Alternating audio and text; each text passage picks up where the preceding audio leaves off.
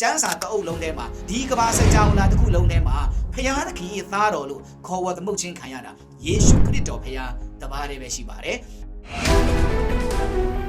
ယုံကြည်သောသူအပေါင်းတို့သည်ပျက်စီးခြင်းတို့မရောက်လို့ဖော်ပြထားတယ်ယုံကြည်သောသူအပေါင်းတို့သည်ဆိုတာပထမလုပ်ရမယ့်အဆင့်ဖြစ်တယ်အဲ့ဒီမှာပညာ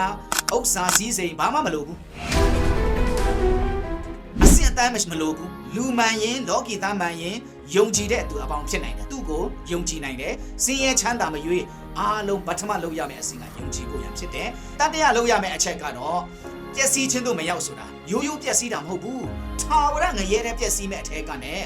အပြစ်ငရဲရဲ့စိုးကြိုးတဲ့ကနဲ့လွတ်ဖို့ရန်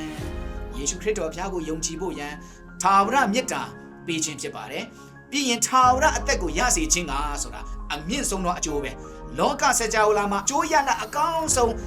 အမြင့်ဆုံးကိုပြပါဆိုရင်ထာဝရအသက်လောက်မြင့်တာတခြားဘယ်အရာမှမရှိ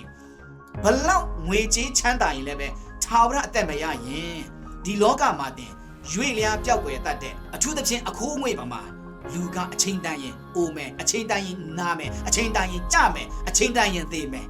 ဖက်သွယ်ထားလို့မရဘူးဒါကြောင့်ပဲထာဝရအသက်ဆိုတာအမြင့်ဆုံးသောအကျိုးရလဒ်ဖြစ်ပါတယ်အဲ့ဒီအတွက်ပေးတာဖြစ်တယ်ဖခင်သခင်သည်မိမိ၌တပါးသီးတော်သားတော်ကိုစွန့်တော်မူတည်နိုင်အောင်ဆိုတာဖခင်သခင်ပဲလုပ်နိုင်တဲ့အလုပ်ဖြစ်တယ်ကမ္ဘာပေါ်မှာလူတစ်ယောက်နဲ့တစ်ယောက်အတွက်သားသမီးအတွက်မိခင်တွေဖခင်တွေသေတာညီကိုမောင်နှမအတွက်ညီကိုမောင်နှမသေတာအသက်ဂျားထဲမှာသေပေးတာရှိတယ်သို့တော်လည်းပဲ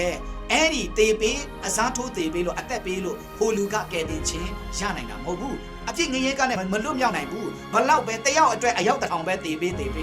လောကမှာပေါ်ထွန်းနေသမျှဘယ်လူသားမှကျွန်တော်တို့တယောက်နဲ့တယောက်လူသားချင်းကယ်တင်ခြင်းမပေးနိုင်ဘူး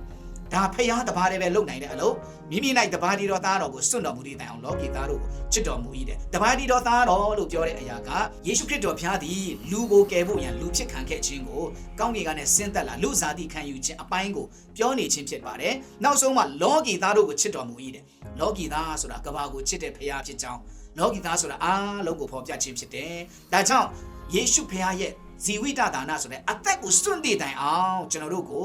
ထာဝရအပြစ်ငရဲကနဲ့ကယ်တင်ပေးတယ်ထာဝရအသက်ကိုပေးတယ်ဒီဟာကဖခင်သခင်ပြင်ဆင်ပေးတယ်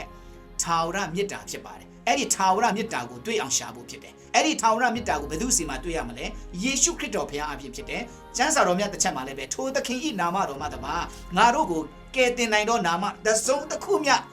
ကောင်းကင်အောက်လူတို့တွင်မပေါ်မရှိဘူးလို့ဖော်ပြထားခြင်းဖြစ်ပါတယ်ဒါကြောင့်ပဲဒီကနေ့ထာဝရမေတ္တာကိုတွေ့အောင်ရှာယေရှုခရစ်တော်ဘုရားအဖြစ်ရရှိနိုင်တာဖြစ်တယ်လူသားတို့ကလည်းတဆင့်ပြသရတဲ့ကယ်တင်ရှင်ဘုရားရဲ့မေတ္တာတော်ထက်ကဘာကြီးလိုအပ်နေတဲ့အရာက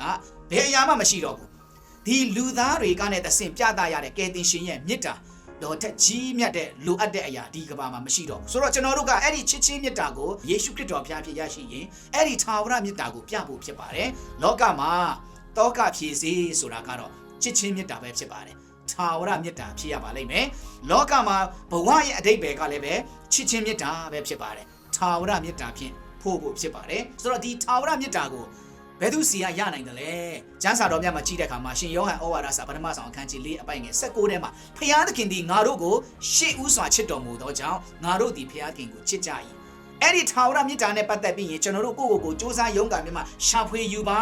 တွေ့အောင်ရှာပါလို့တွင်တင်တာမဟုတ်ဘူးဖခင်သခင်ကအရင်ကျွန်တော်တို့ကိုချစ်တယ်ထာဝရမေတ္တာဆိုတာဘယ်လိုဖြစ်တယ်လဲ